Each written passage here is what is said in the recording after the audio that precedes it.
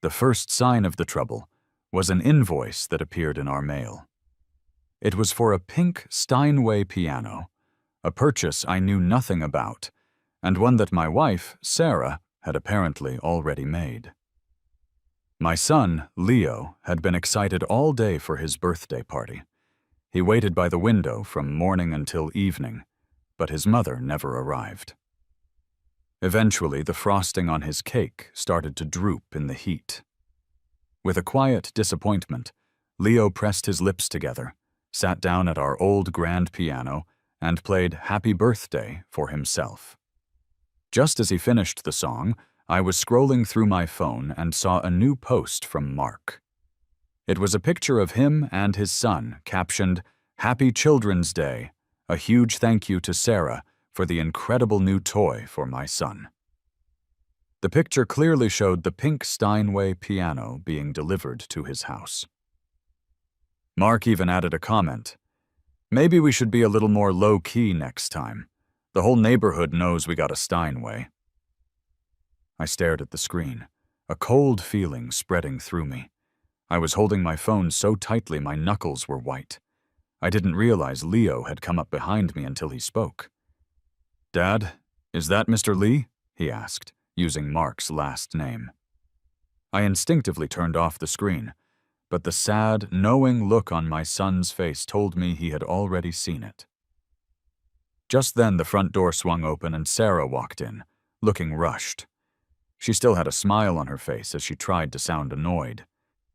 "Did the birthday party start already? Why didn't you wait for Mom?" "Well, no birthday present for you then," she joked. My son, who had been looking at the floor, suddenly looked up with a small glimmer of hope in his eyes. I found myself looking at Sarah too, with a small foolish part of me wondering if she had bought two pianos. Perhaps one was for Mark's son as a Children's Day gift, and the other was for our son for his birthday. But in the next moment, that hope was gone for both of us. Sarah pulled out a small box containing a custom-made children's watch with a spaceship design. "Leo, what do you think? Do you like it?" Leo forced a small smile. He took the watch, placed it on the sofa without putting it on, and mumbled a quiet, "Thank you." Sarah turned to me, her expression immediately showing her displeasure. "What's wrong with him? I rushed to pick up this watch after working late, then hurried back here to celebrate with him. Why the long face?" My son's voice trembled. "You promised you'd get me a piano." Sarah unbuttoned her coat, her patience clearly wearing thin. "Just because you didn't like your birthday present? We're spoiling you." All right, it's not like we can't afford a piano. I'll have your dad take you to buy one tomorrow, okay?" But that wasn't the point. My son wasn't just throwing a tantrum. He specifically wanted a piano for his birthday, a gift from his mother. It was a small promise that Sarah had pushed off year after year, always forgetting. If she were just busy, I might have been able to understand. But she had somehow remembered to buy an extravagant gift for Mark's son, while forgetting the one promise she made to her own. I couldn't stay silent any longer. I took my phone and tossed it onto the coffee table in front of her. "Working late? Or were you working late helping Mark get his new Steinway delivered?" Her clumsy lie was exposed, but she didn't show any panic. She simply adjusted her glasses and spoke with a familiar hint of exhaustion. "Adam, not this again. I've told you, Mark and I don't have that kind of relationship. I don't owe him my heart. I owe him my life." Sarah had been using that same excuse for years. "I'm just paying a debt. Don't overthink it." Or, "I'm just making up for the motherly love his son is missing." When I pressed her, she would add, "If I hadn't insisted on marrying you and breaking our engagement back then, he wouldn't have ended up in this position." What more did I want? Sarah and Mark had been childhood sweethearts, engaged to be married since they were young. They were on the verge of their wedding when Sarah attended a concert where I was performing. At the time, I was on a stage in London, playing Liszt's Reminiscences of Norma. Sarah told me later it was love at first sight, and she pursued me relentlessly, eventually breaking off her engagement to Mark. As fate would have it, disaster struck Mark's family soon after. With the engagement called off, his family's company ran into serious trouble and was on the brink of bankruptcy. Mark quickly got back together with an ex-girlfriend, Clara, and they married. A few years into their marriage, Clara was killed in a car accident while traveling to Dallas to sign a contract on Sarah's behalf. This left Mark alone with their young son, Sam. There was no inheritance. Everything had been lost. From that point on, Sarah's guilt became all-consuming. For a while, she could barely bring herself to see Mark. She would lock herself in the study, repeating over and over, "It's my fault. It's all my fault." I was the one who patiently pulled her out of that dark place. But looking back, I was starting to think it would have been better to let her stay there. Because after she recovered, Sarah began trying to make it up to Mark and his son, and her efforts eventually crossed a line. The person crossing that line, however, didn't seem to notice or care. Just like now, she still believed this entire issue was just me being jealous. She threw out a "don't drag the kids into adult matters" and went back to the study, closing the door behind her. In the past, for the sake of creating a healthy and stable home for our son, I would have been the one to go to her and smooth things over. But tonight, I had no desire to get up.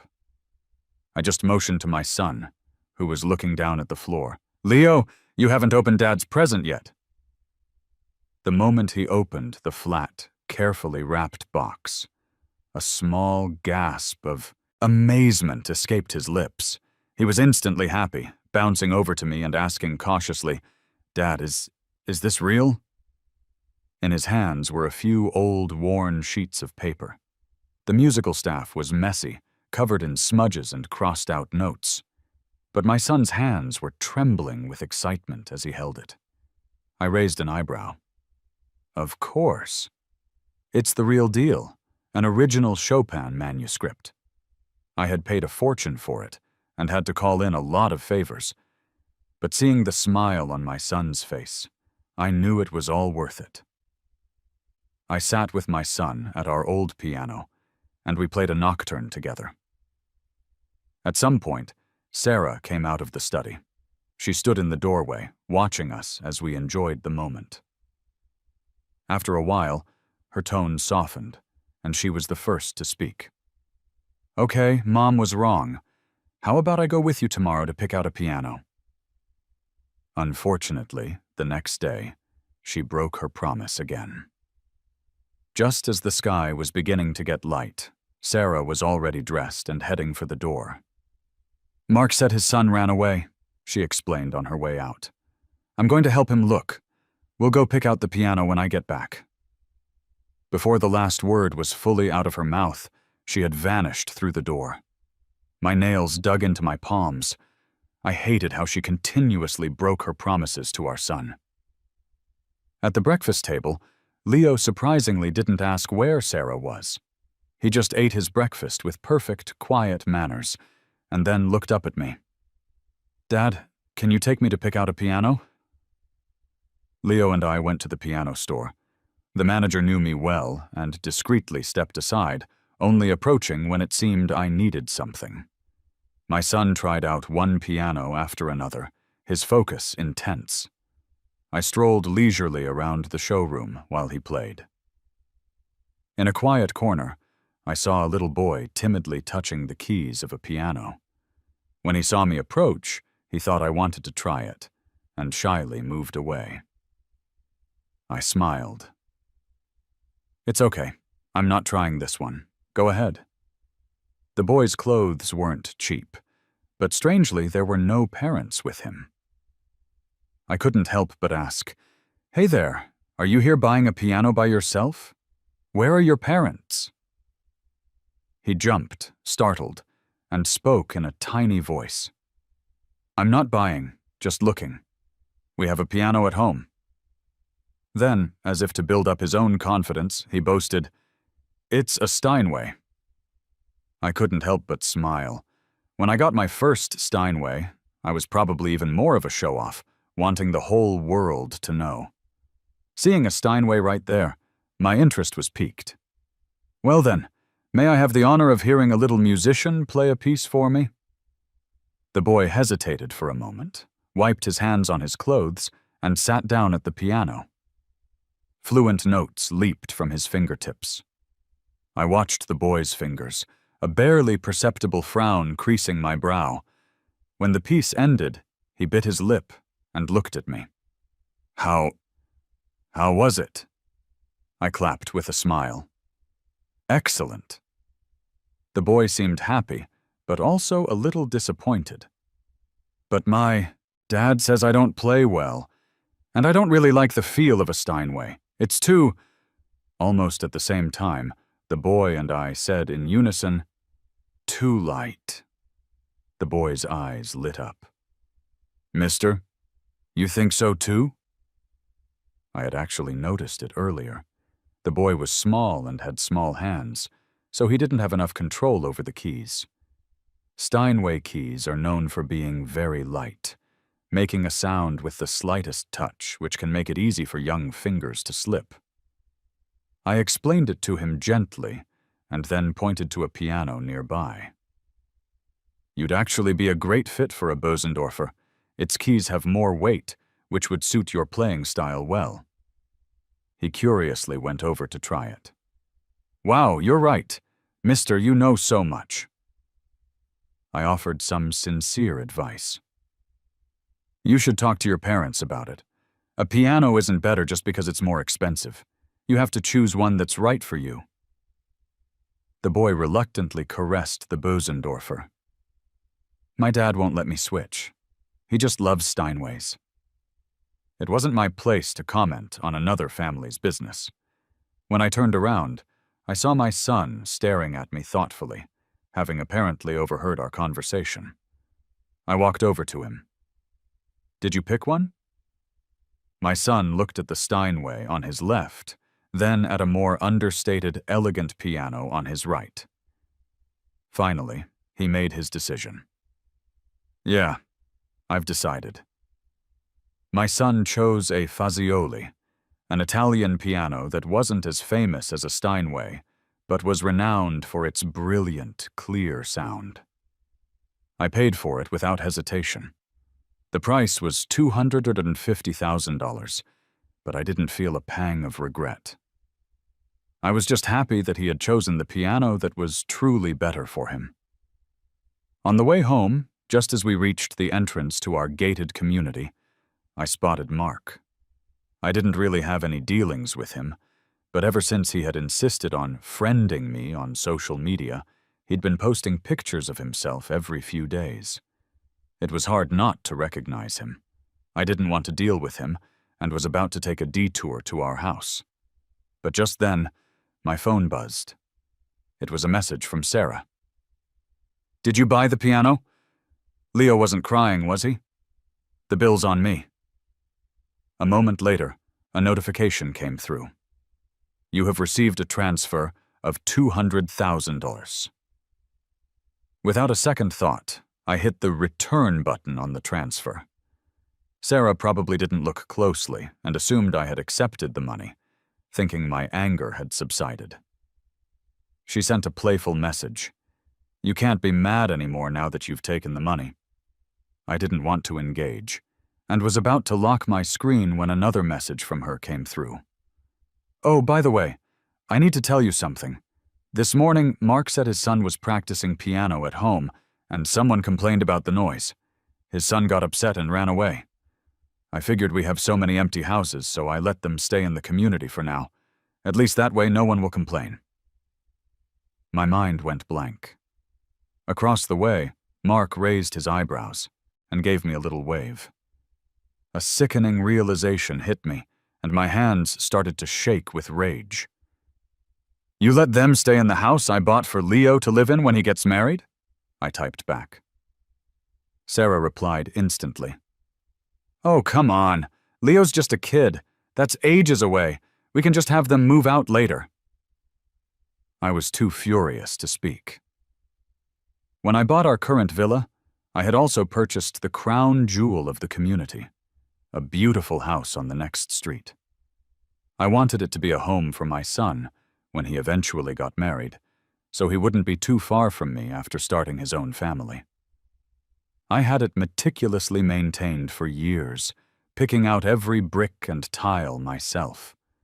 The renovation costs alone had reached an astonishing figure.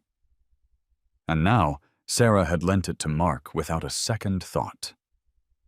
I replied to Sarah, "Get back here, now, or you can take Mark and get lost on the other side of the planet."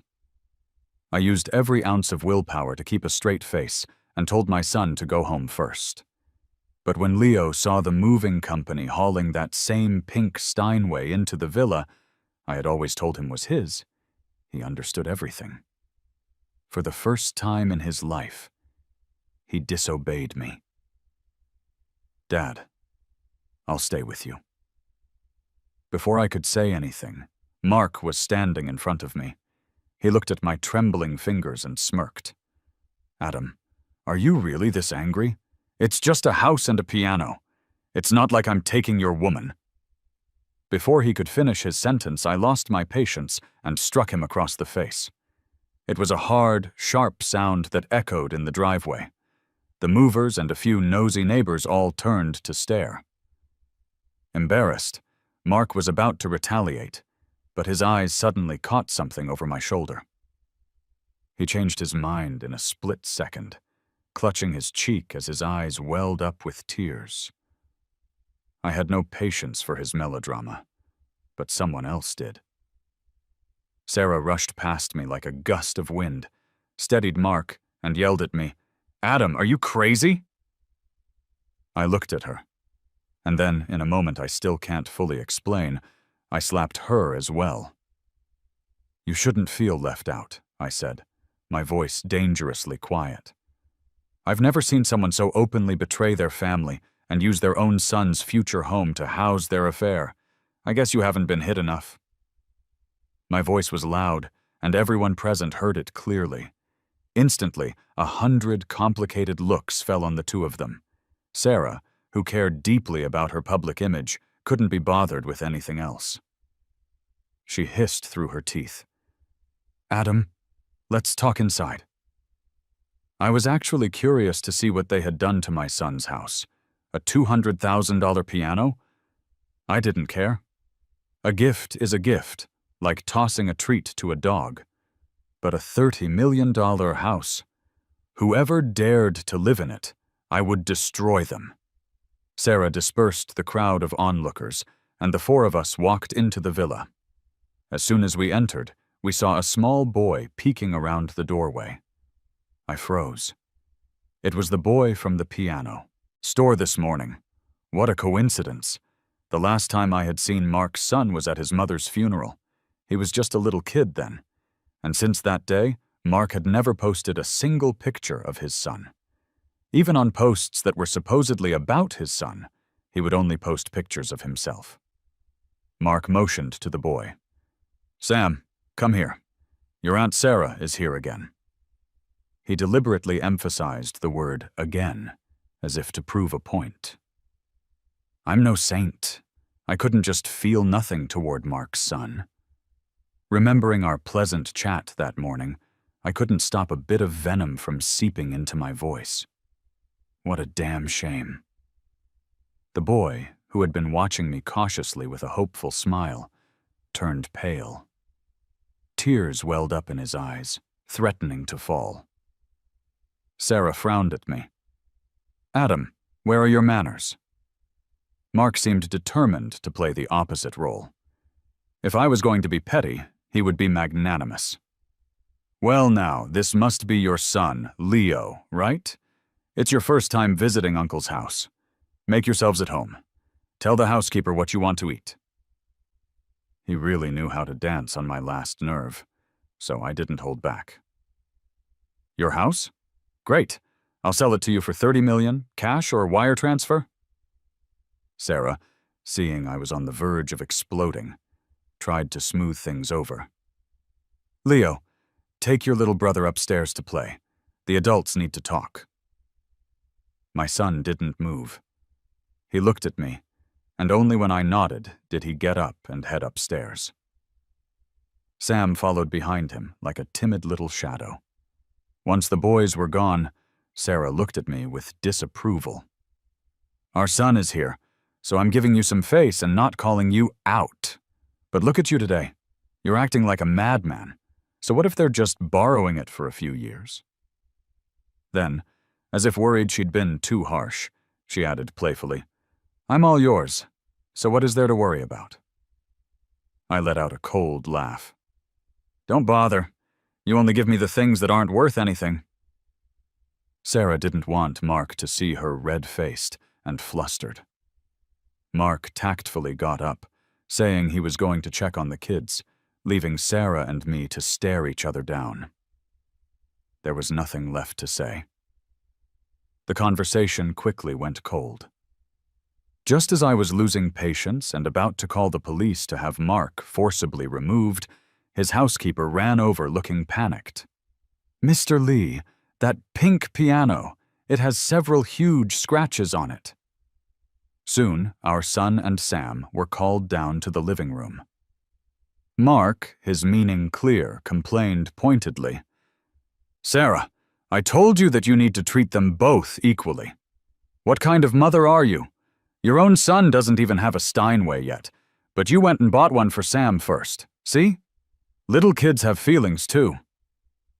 His words were a clear accusation, implying that Leo had damaged the piano because he was jealous. I looked at him coldly. "Say one more word, and I will personally track down every last cent Sarah has ever spent on you."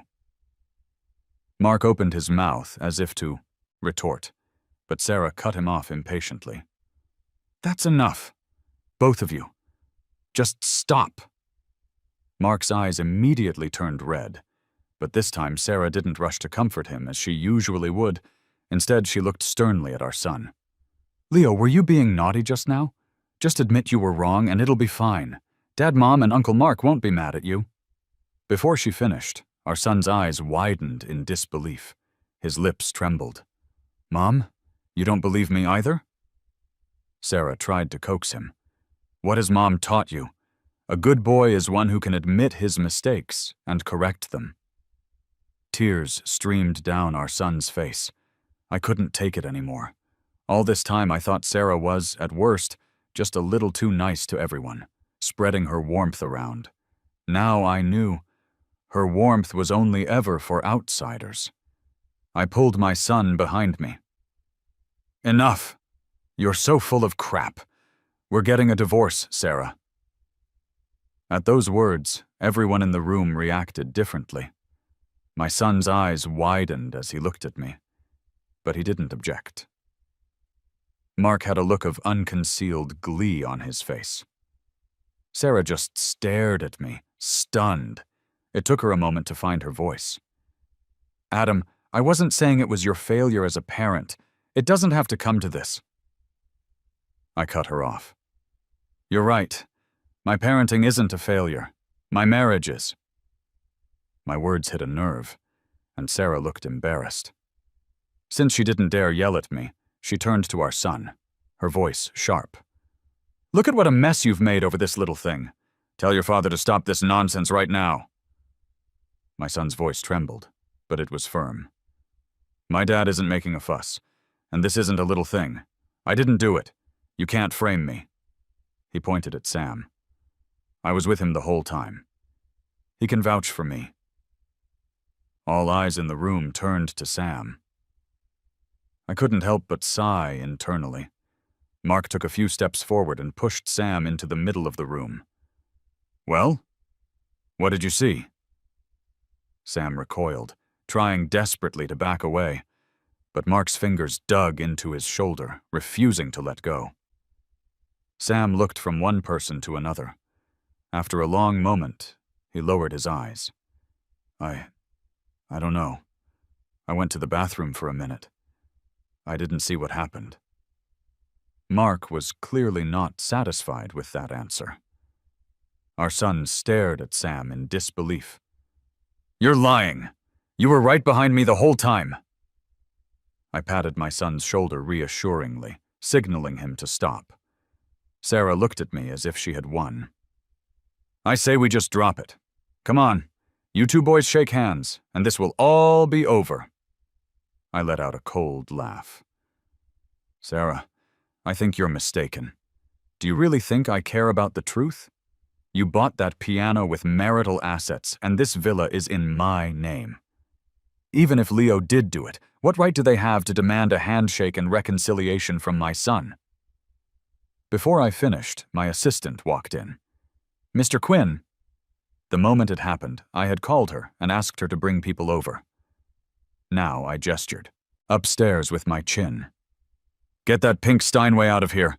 Sell it and donate the money to charity." Mark shrieked and lunged forward to stop them, but he was shoved aside. He could only shake Sarah frantically. "Sarah, look at him. In the end, it's all about the money for him." But for once, Sarah didn't side with him. Instead, she rubbed her temples tiredly. "Adam, let's talk." The atmosphere on the way home was heavy. Sarah was the first to break the silence. She beckoned to our son gently. "Leo, come here." My son instinctively looked at me. I neither nodded nor shook my head, leaving the decision to him. He hesitated, then walked over, a glimmer of hope still in his eyes. Sarah stroked his hair and said surprisingly, "You've been wronged, haven't you?"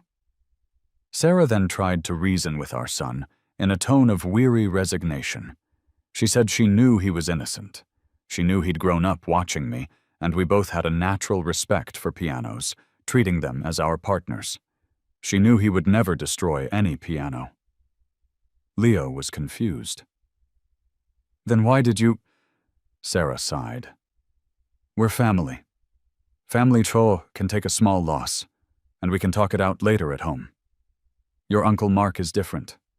He's already had a hard life. And little Sam. Think about it. He grew up without a mother. Isn't that pitiful?" I almost laughed out loud at such perfectly twisted logic. My son was dumbfounded. He managed to whisper, "I think having a mother is pretty pitiful for me, too." After educating our son, Sarah turned to educate me. "You're angry right now, so I won't argue with you. But this is the one and only time. Don't you ever threaten me with divorce again, no matter how angry you get. That's a bottom line." I sneered. "Which one of your eyes told you I was threatening you? Do you want your legal team to draft the divorce papers, or should mine?" Sarah froze, studying my expression.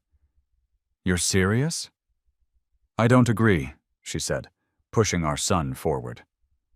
"Go on, talk some sense into your father." My son subtly sidestepped her hand and said nothing.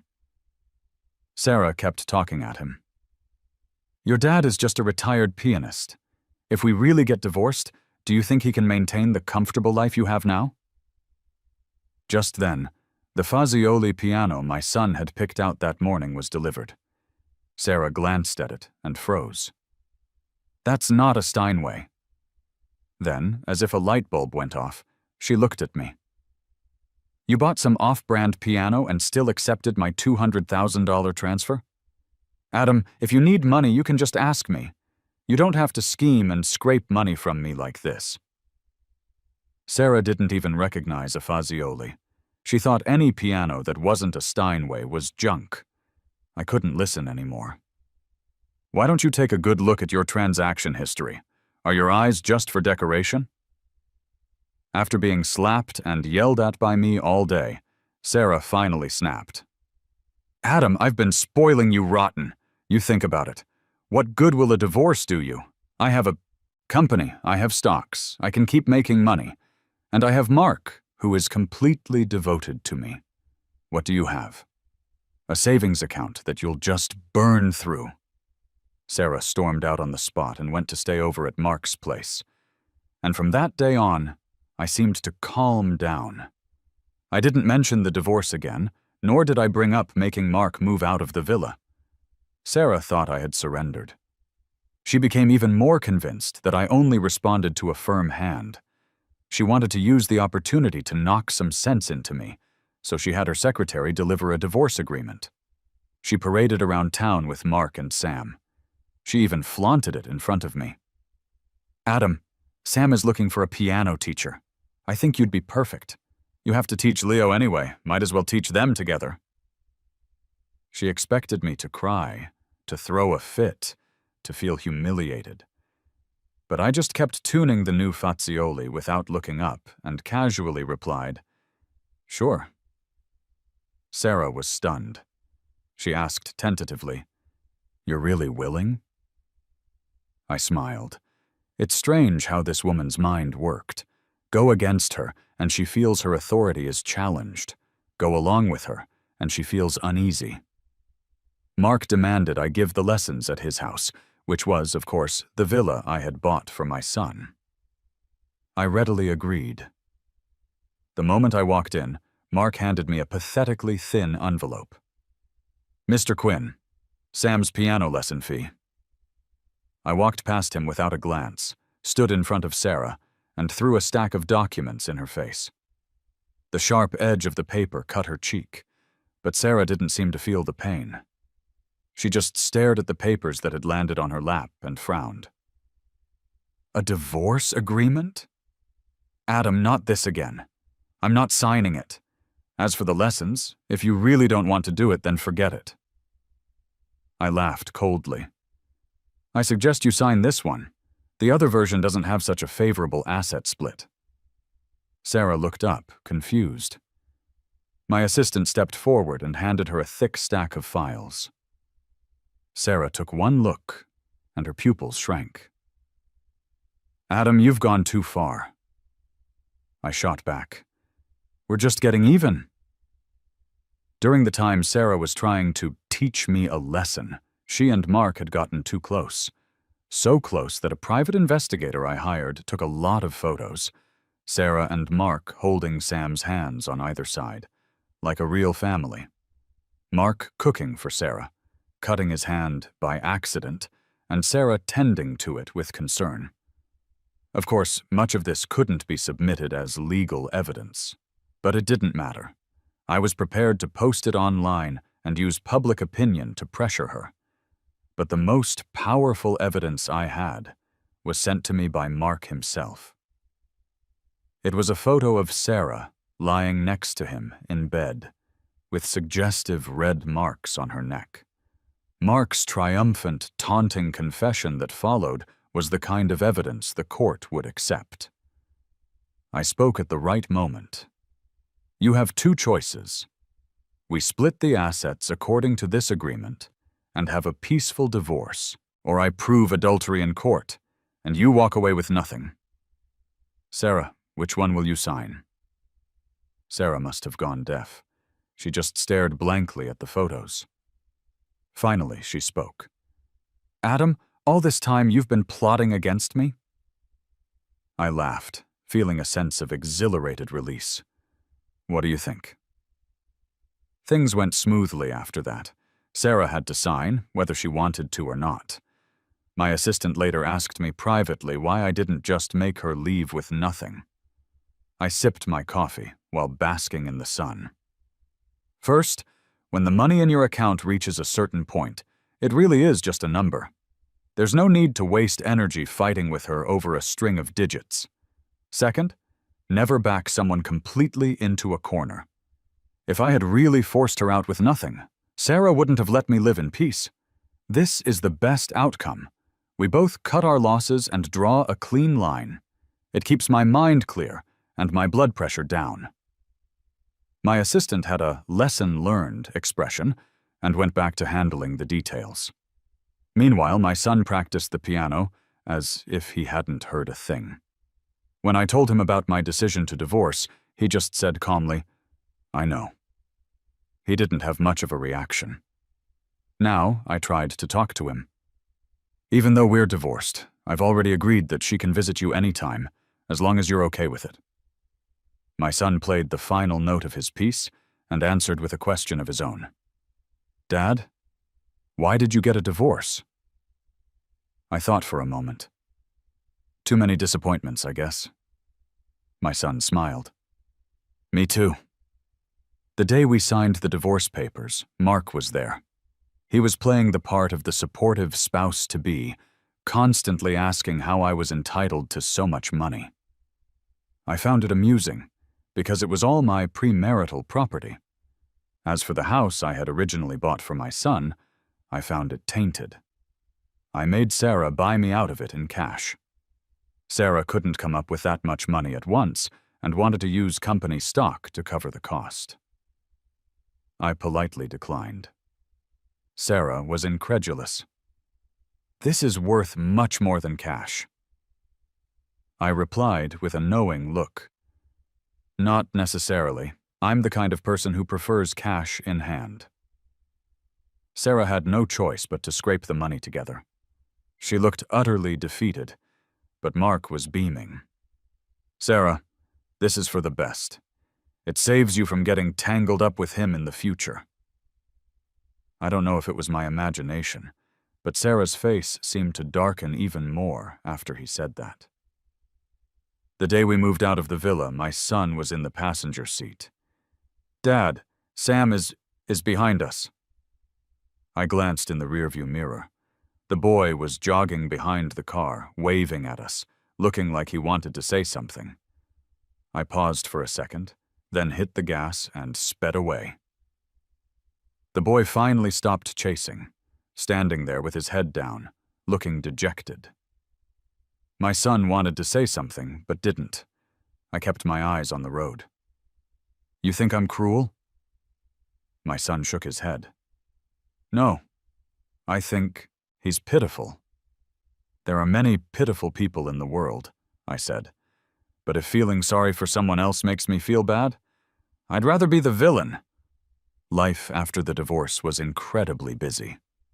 My son went to a boarding school, and I was busy starting a film and television music production company, specializing in movie scores.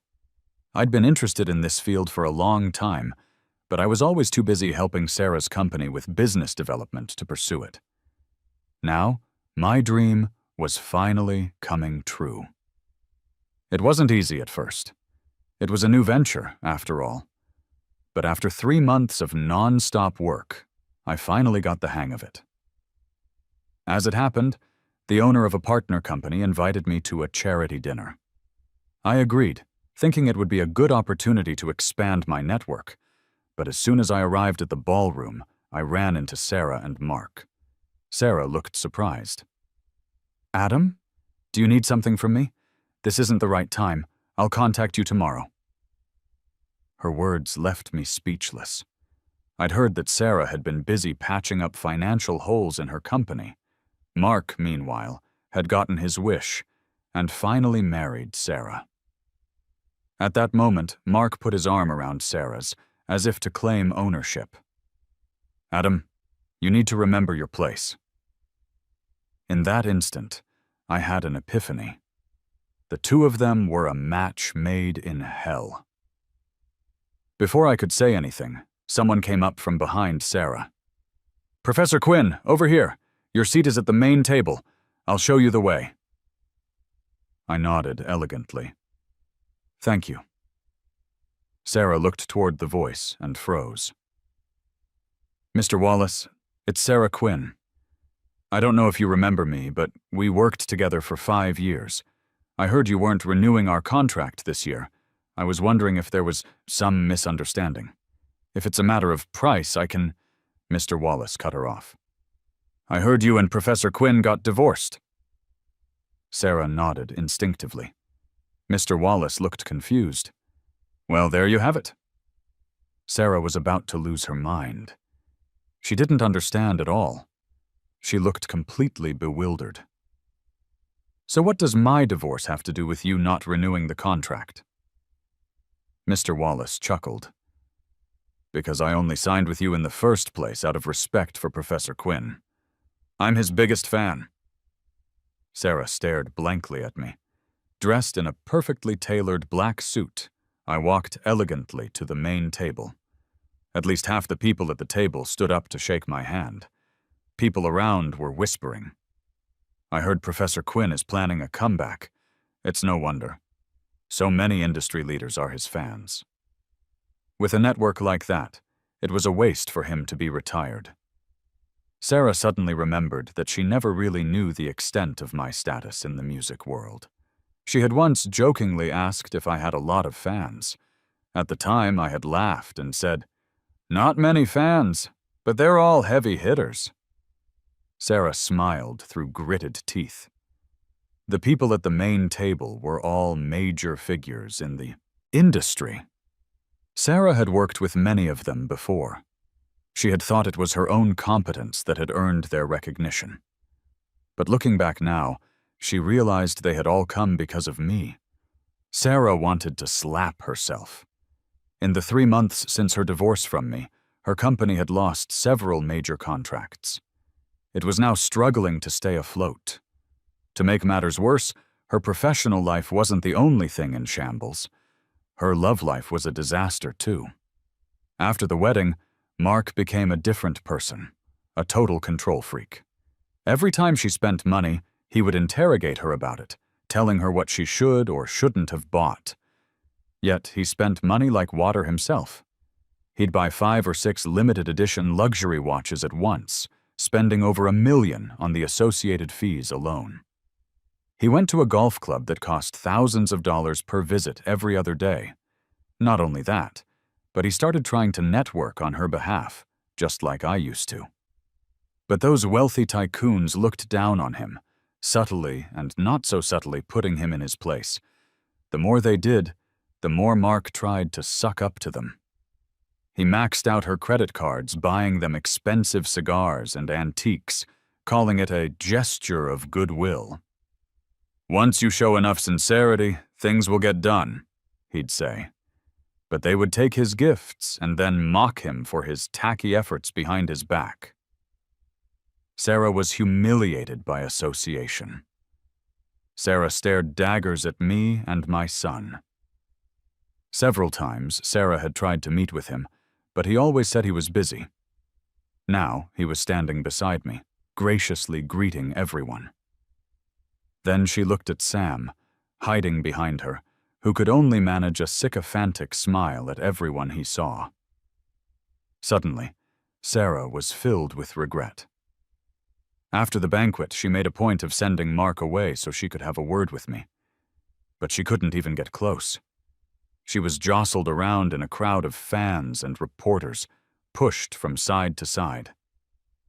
My gaze swept over her, a derisive smile playing on my lips. Sarah thought she must be going crazy. When I began a global tour, she bought a ticket to every single show. She followed me all over the world. I knew about it, but I didn't stop her. Sarah secretly rejoiced, thinking I still had a soft spot for her. But after one concert, she went backstage with a bouquet of flowers, hoping to surprise me. Instead, she overheard me telling my assistant, "Don't worry about her. She'll stop when she runs out of money." Sarah was incandescent with rage. When Mark found out, he threw a massive tantrum, even threatening self-harm to get her to come home. Sarah had no choice but to book a flight back overnight. It wasn't that she was afraid of Mark dying. It was that the villa they were living in was their only remaining property. If they needed cash flow later, they would have to sell the house. A house where someone had died would lose at least 1/3 of its value. She felt a bitter resentment, wondering how she had managed to play such a good hand so badly. Late at night, listening to Mark's heavy breathing, she grew more and more agitated. Too many setbacks had worn away any trace of class Mark once had. Even though he was once a genuine rich kid, he wasn't fit to hold a candle to me now. At first, she took care of Mark out of guilt. But over time, she began to unconsciously compare him to me.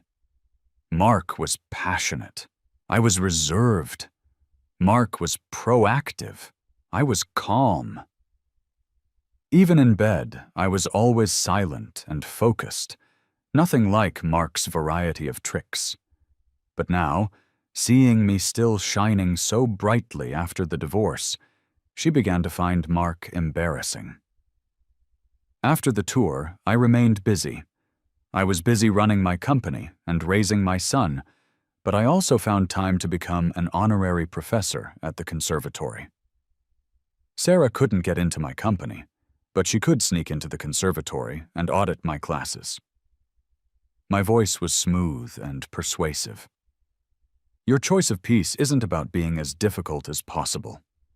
If your execution is poor, it will also affect the judge's scores.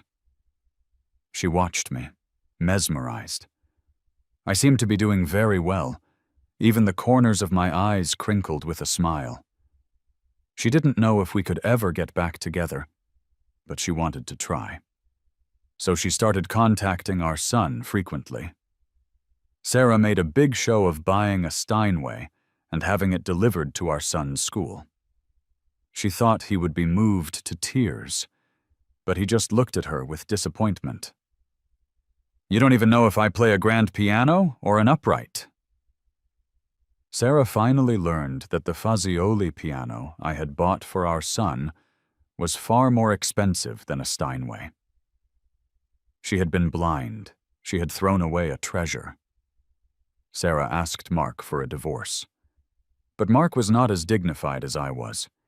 He clung to her like a madman.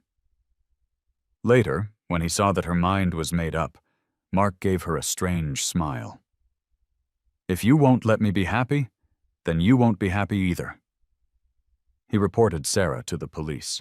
He claimed that his late wife's car accident years ago was a hit-and-run that Sarah had arranged. The police issued a bulletin for her cooperation, and she went into hiding.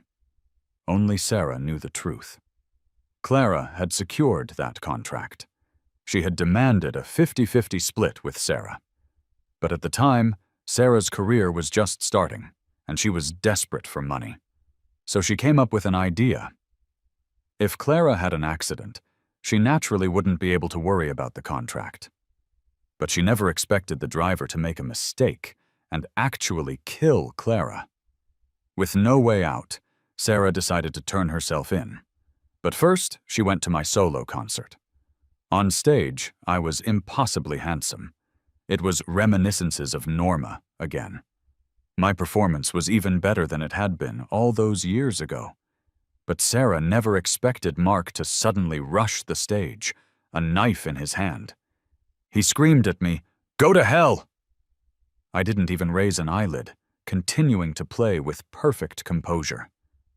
Without thinking, Sarah lunged forward to shield me from the danger, but several bodyguards suddenly appeared, expertly intercepting Mark and dragging him away. On stage, only I remained completely unfazed. And a bewildered Sarah. Sarah felt eyes on her from all directions. She suddenly felt like a clown. Sarah and Mark were both taken away by the police. She heard about the rest later. Mark spread rumors that I was the other man and claimed my son was psychologically disturbed and had scratched his $1 million piano. But 10 minutes later, I released the evidence. It was security footage from the villa. Even Sarah hadn't known there were cameras in that house. The footage clearly showed Mark scratching the piano himself and then framing someone else. At the same time, Sam, Mark's son, bravely came forward. I was too scared to tell the truth back then. I was afraid my dad would hit me. Mr. Quinn is actually a really nice person. The public outcry reversed before it even had a chance to build. I was completely unaffected. Mark and Sarah, for conspiracy to commit assault and murder, were sentenced to 5 and 12 years in prison, respectively. Sam was sent to a group home. At the entrance of the home, Sam waited for a long time, as if hoping someone would come to adopt him. But the person he was hoping for never appeared. 12 years later, Sarah was released from prison. She had nowhere to go. After Mark got out, he crossed some people on the street, got one of his legs broken, and then disappeared. Our son went abroad to study and had since become famous. And me? Somehow, she found herself back at the conservatory. She guessed I would still be there. Through a crack in the door, she saw me, almost unchanged. Time seemed to have left no trace on my face, only making me more serene and elegant. The next moment, she froze. Sitting across from me was a grown-up Sam. I was guiding him through an extremely difficult piece of music. After the lesson, Sam spoke nervously. "Uncle Adam." My expression was unreadable. "It's Professor Quinn." The two titles drew a clear line. Sam stammered his thanks for my guidance and repeatedly apologized for what happened years ago. I was busy wiping down the piano. "You became my student on your own merit. You don't need to thank anyone. What happened back then wasn't your fault, but you can't force me to forgive you. Understand?" Sam was silent for a long time, then bowed deeply to me. Sarah paused, then turned and walked away. She had wanted to beg me one last time, to try and mend things, but now she already knew the answer. Wrong was wrong. Lost was lost. Her Adam drew a firm line between gratitude and grudges, and he never looked back.